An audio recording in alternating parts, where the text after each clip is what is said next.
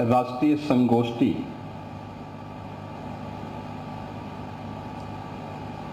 के मुख्य वक्ता के रूप में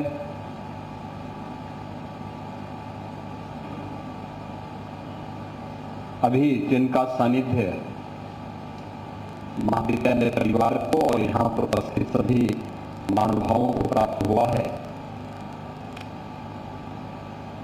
ऐसे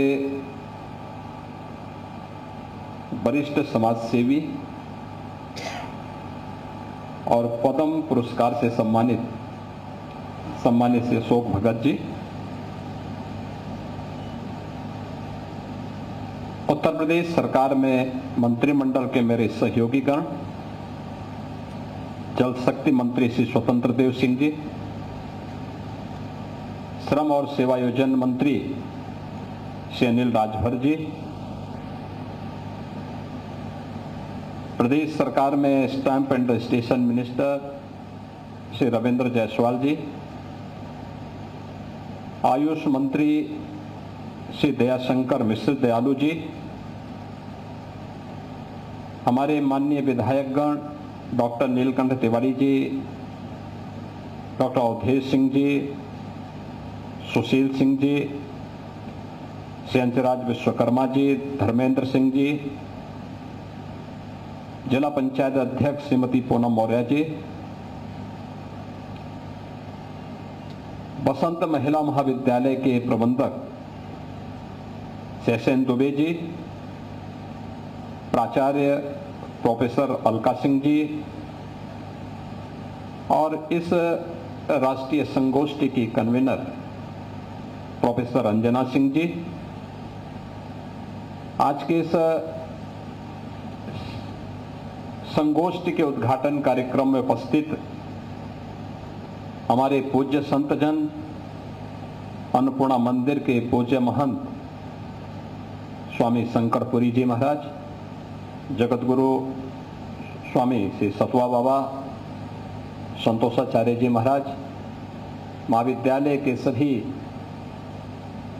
सम्मानित यहाँ के आचार्यगण और महाविद्यालय के सभी उपस्थित छात्र छात्राएं, इस राष्ट्रीय संगोष्ठी के विभिन्न टेक्निकल जो सेशंस होंगे उसमें अधिकारी वक्ता के रूप में उपस्थित सभी अन्य यहाँ के प्रतिनिधिगण, उपस्थित बहनों और भाइयों,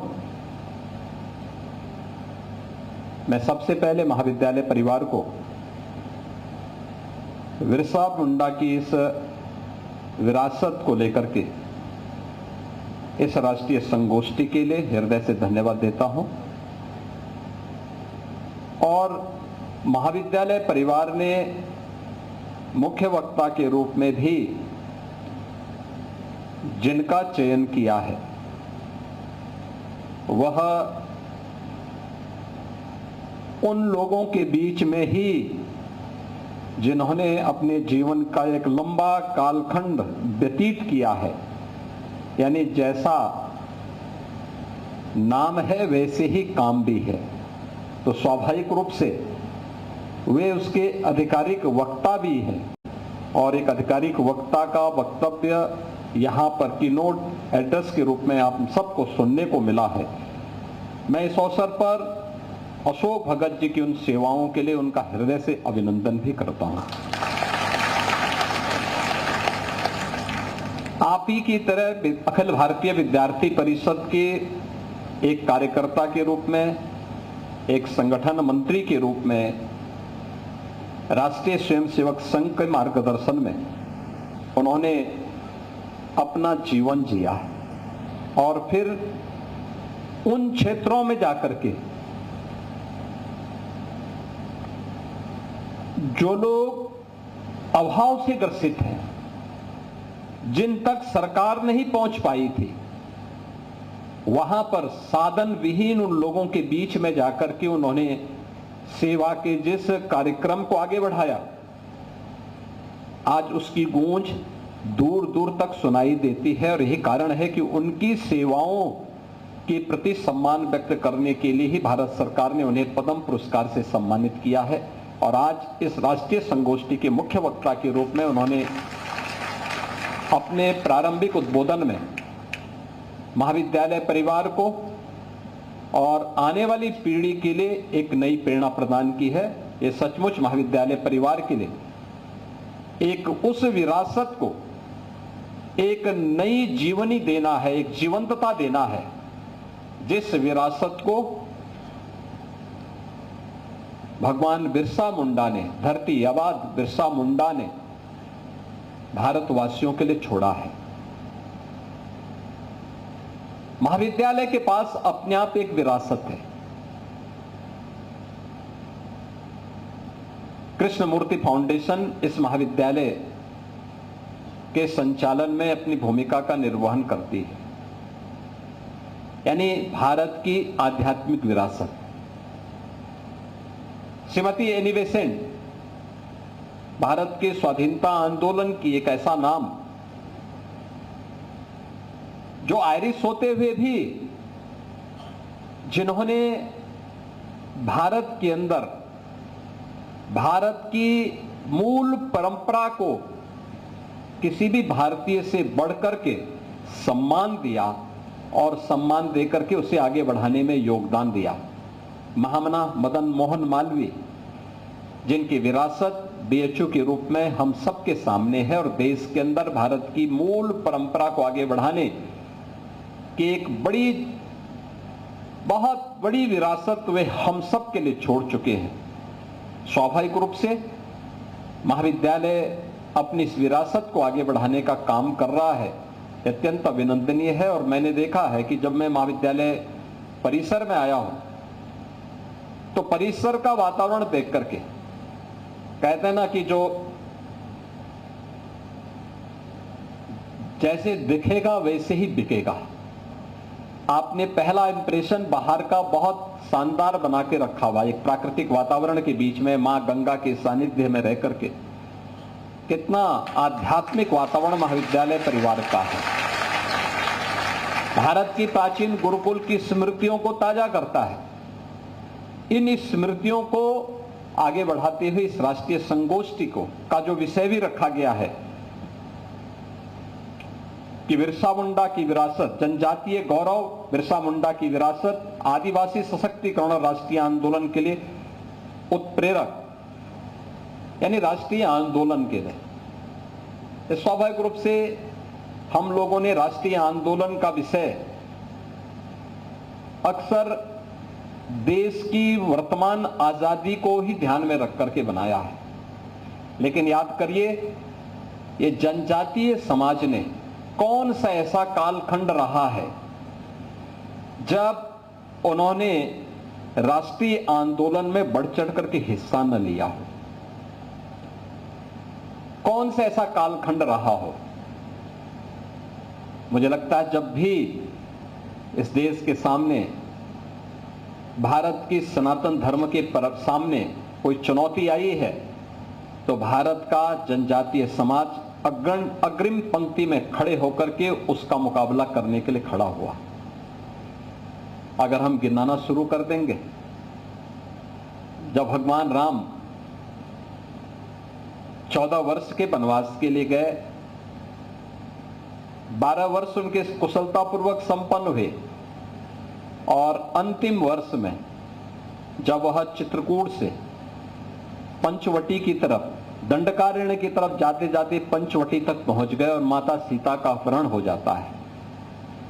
उस समय भगवान राम के साथ न अयोध्या की सेना थी न जनकपुर की सेना थी, और सेना थी तो भारत की इस जनजातीय समुदाय से जुड़ी भी वही लोग अग्रिम पंक्ति में खड़े होकर के उस समय की सबसे बड़ी ताकत से लड़ रहे थे। और वह भी कहां, जो भारत की शेष भूमि से योजन दूर, कई सौ योजन दूर श्रीलंका के बीच में वो युद्ध लड़ा गया था। याद करिए, भारत की जनता आज भी उस व्यवस्था को उसी गरिमा के साथ, उसी गौरव के साथ और उसी कृतज्ञता के भाव के साथ सम्मान देती है। भगवान कृष्ण के साथ उनके पूरे अभियान में कौन लोग थे। और दूर मत जाइए, मध्यकालीन भारत का इतिहास उठा करके देखिए। हल्दी घाटी का युद्ध हो रहा था। हल्दी घाटी के युद्ध के दौरान जब महाराणा प्रताप को युद्ध के उपरांत जो परिणाम सामने आए थे, उन्हें जंगलों की तरफ प्रस्थान करना पड़ा। उस समय कौन लोग महाराणा प्रताप के साथ में थे? भील थे, मीना थे, वहां का जनजातीय समुदाय था। और महाराणा प्रताप को बचाने के लिए सेना के संगठन को पुनर्जीवित करने के लिए इन सब ने वहां पर उनका योगदान दिया। और परिणाम क्या था कि कुछ वर्षों तक महाराणा प्रताप को अरावली की जंगलों में इधर उधर भटकना पड़ा था, लेकिन फिर से अपनी सेना इकट्ठी करके उन्होंने उस समय अकबर के द्वारा जीते गए सभी दुर्ग और किले वापस लेकर के फिर से भारत के गौरव की स्थापना करने का काम उस कालखंड में किया था। छत्रपति शिवाजी महाराज के साथ कौन लोग योगदान दे रहे थे? यही समुदाय दे रहा था, यही समुदाय दे रहा था। छत्रपति शिवाजी महाराज जिस तत्परता के साथ उस कालखंड में उस समय के सबसे बर्बर और इतिहास के सबसे बर्बर शासक के खिलाफ लड़ रहे थे, उस समय उनका सहयोग करने के लिए भी जनजातीय समुदाय बढ़ चढ़ करके सामने आया था।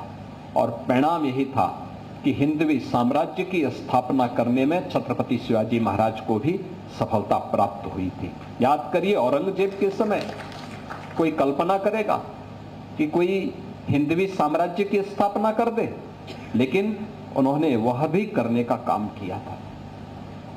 यानी ये चीजें हमें हमेशा इस बात को हमारा ध्यान आकर्षित करती है कि जो समाज अग्रिम पंक्ति में खड़े होकर के भारत की विरासत की, भारत की धरोहर के संरक्षण के लिए कार्य करता रहा है, उसे कैसे हमने अपने आप से अलग करके भारत की परंपरा से काटने छांटने का प्रयास हुआ है। आप आज भी देख सकते हैं, ये किसी के साथ भी हो सकता है। अगर किसी परिवार में कोई 4 भाई हैं, 4 में से 2 भाई अच्छी जगह में पहुंच गए हैं, वे शहरी जीवन यापन कर रहे हैं, 2 भाई गांव में रह गए हैं, गांव में कनेक्टिविटी न हो, गांव में किसी प्रकार का कोई साधन न हो और विपन्नता में उनको रहने का अवसर मिल रहा हो। अगर 30 वर्ष 40 वर्ष के बाद वे आपस में कहीं मिलेंगे तो एक तो कोई बोलेगा नहीं कि चारों एक भाई है। उनकी शकल सूरत में, उनके रहन सहन में, उनके खान पान में, उनकी बोली भाषा में अंतर साफ दिखाई देगा। मैंने 25-30 वर्ष की बात की है, और जहां सैकड़ों और हजारों वर्षों की एक गैप हो गया हो, वहां पे क्या स्थिति रही होगी, क्या स्थिति होगी। आज भी जनजातीय समुदाय जिन स्थितियों में रह रहा है और वहां पर साधन नहीं, वहां पर अन्य सुविधाएं नहीं, अपनी स्वयं की मेहनत से उन्होंने भारत की विरासत को किस रूप में संरक्षित किया। वेदों की पूजा हम करते हैं, लेकिन वेदों के व्यवहारिक स्वरूप को उन्होंने अंगीकार किया। आप याद करिए, हम माता भूमि और पुत्रोहम पृथिव्या की बात करते हैं, लेकिन हमें किसी अच्छे पेड़ को अपने स्वार्थ के लिए काटने में कोई संकोच नहीं होता। धरती माता के लिए अगर कहीं पे कोई तालाब बनाया गया होता है तो हम उसमें कूड़ा फेंकने में कोई संकोच नहीं करते, कोई संकोच नहीं करते। किसी तालाब की भूमि पर कब्जा करने में भी हम कोई संकोच नहीं करते। नदी के कैचमेंट एरिया में कब्जा करने में हमें संकोच नहीं होता, भले ही हमें उसका खामियाजा भुगतना पड़ता है। लेकिन अगर व्यवहारिक रूप देखना है, धरती माता के प्रति इस दायित्व का निर्वहन अगर किसी ने किया है, प्रकृति की पूजा को अगर किसी ने महत्व दिया है, तो वह जनजातीय समुदाय ने दिया है और बड़ी प्रखरता के साथ किया है। बड़े प्रभावी तरीके से उन्होंने उन्हें सम्मानित किया है। यानी वेदों को अपने जीवन में उन्होंने अंगीकार किया। और भारत में हमारी भारत के सनातन धर्म की परंपरा में कहीं नहीं लिखा है कि जो मंदिर जाएगा वही हिंदू है। कहीं नहीं लिखा है कि जो व्यक्ति पूजा करेगा वही मंदिर है। जो व्यक्ति अमुक ग्रंथ को मानेगा वही हिंदू है। जो मानेगा वह भी है, जो नहीं मानेगा वह भी है। हमने चारवाक को भी ऋषि माना है। हमने भगवान बुद्ध को भी अपना एक अवतार के रूप में सम्मान दिया है। हमारे यहां संकल्प लिया जाता है तो बुद्ध को हमने विष्णु के एक अवतार के रूप में मान्यता दी है। हमने जैन परंपरा को भी उतना ही सम्मान दिया है, भले ही कोई वेद को माने न माने। फिर ये प्रश्न जनजातीय समुदाय के लिए क्यों खड़ा होता है? जनजातीय समुदाय भारत का आदि समुदाय है, भारत की परंपरा में रसा बसा हुआ समुदाय है, जिसने भारत की सनातन परंपरा को सदैव एक नई मजबूती प्रदान की है। याद करना, वेदों की ऋचाएं किसी राजमहल के अंदर नहीं, किसी जंगल के नीचे, जैसे यहां पर आपने बाहर क्लासरूम का जो स्ट्रक्चर खड़ा किया है, इसी प्रकार के एक सुरम्य वातावरण में ये सभी लिखी गई हैं। और हमारा हर प्राचीन ग्रंथ अपने यहां एक पक्ष अरण्य कांड का भी रखता है।